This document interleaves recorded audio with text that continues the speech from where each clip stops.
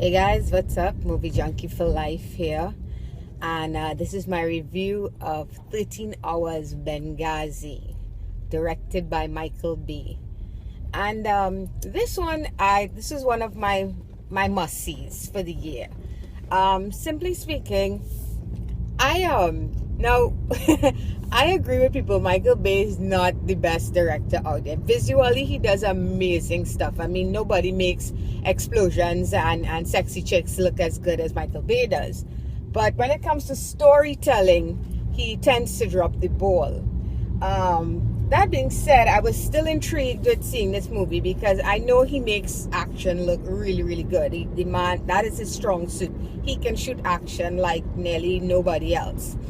13 Hours Bengazi is the true story of 6 elite soldiers that they were working, I guess, as a special military unit in Bengazi after the events of 9/11 takes place, and after Gaddafi is dethroned, so to speak, and assassinated rightfully.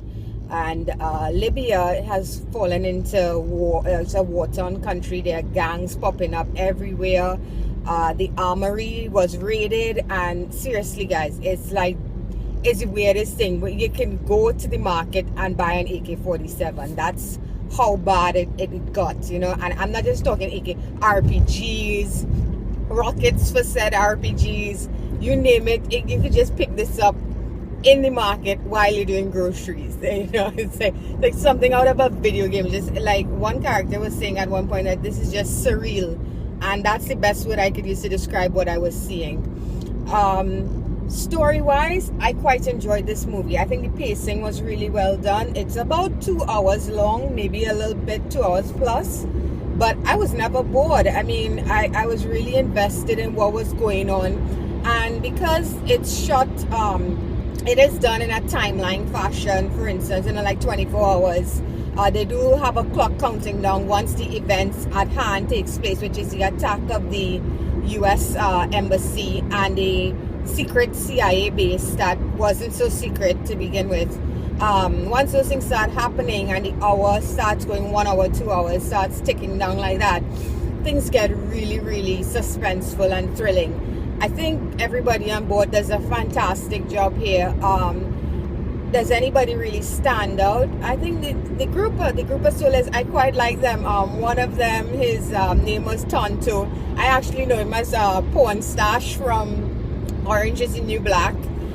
He was a lot of fun. I think he did a fantastic job because he had a good balance of, you know, he was the goofball in the group, but he was also a badass, and yet he also had moments of vulnerability. The last few minutes of the movie, he has a scene that I quite like, and it's actually quite touching.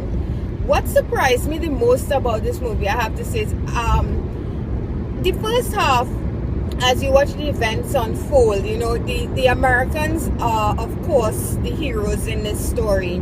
And I was expecting it to be a one-sided story, in the sense that we were going to see once again Muslims and Arabs and Middle Eastern people, so to speak, being portrayed as the villains. They have become the new go-to bad guys in movies now. Every bad guy name is Al-Khazir and that kind of thing. And it's borderline racist. It is what it is, right?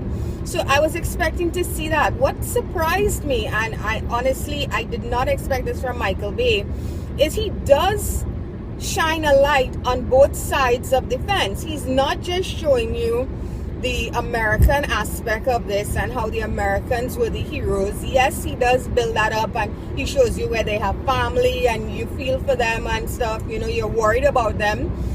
But he also shows you a little after ways, but he does focus on the Middle Eastern side of things and the loss these people feel, and that not all of these guys are bad guys. They were actually, I mean, one of the most compelling aspects of this movie is the fact, and I think it's terrifying actually, is as a soldier over there, you don't know who is the bad guy or the good guy. These guys are not running around in uniforms.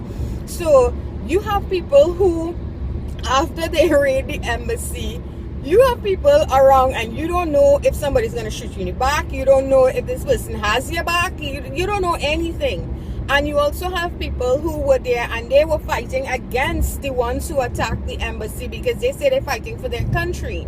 They don't approve of what was being done to the Americans. So he does show these people, I think, in a really balanced way. He shows their losses. He shows their pain.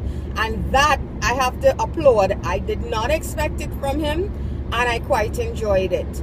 So I think this is a movie that both, I like to say there are two types of moviegoers. Your mainstreamers who just watch a movie for what they see. They don't go any deeper than that. I think they will enjoy this movie. The action is well shot. Any fan of Call of Duty or anything like that is gonna get a kick out of how the military aspect of things is done in this movie.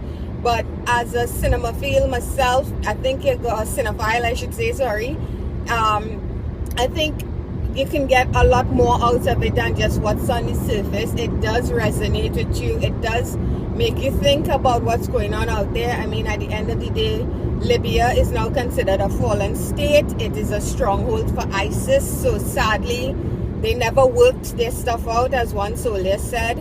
And I personally quite enjoyed this movie. I think Michael Bay did a really good job this time around. I don't know who the movie is written by. I'll look into it. But whoever wrote it, props to you too. And I'm going to give 13 Hours Bengazi a 7 out of 10. Alright guys, till next time. Bye bye.